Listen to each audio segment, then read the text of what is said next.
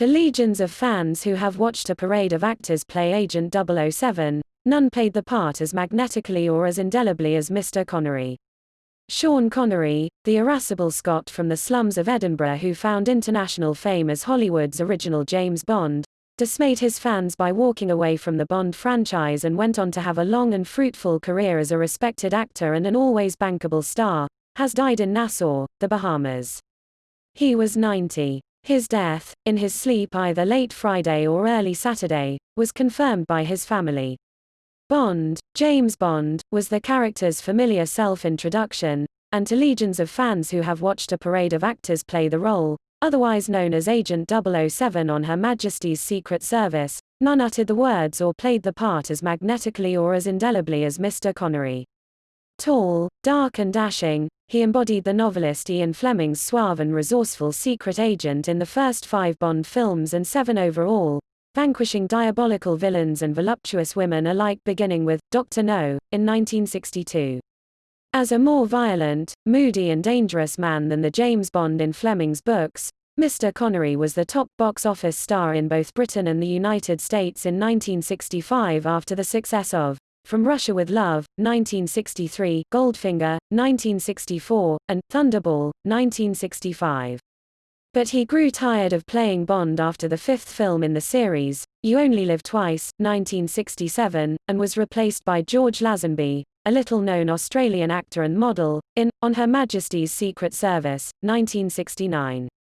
Mr. Connery was lured back for one more Bond movie, Diamonds Are Forever, 1971, only by the offer of $1 million as an advance against 12% of the movie's gross revenues. Roger Moore took over for Live and Let Die, 1973, and continued to play the part for another 12 years.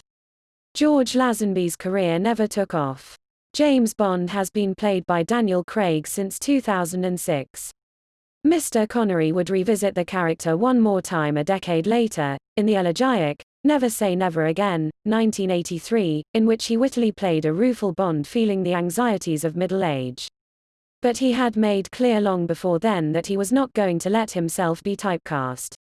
He searched out roles that allowed him to stretch as an actor even during his Bond years, among them as a widower obsessed with a woman who is a compulsive thief in Alfred Hitchcock's Marnie, 1964, and as a raging, amoral poet in the satire, A Fine Madness, 1966.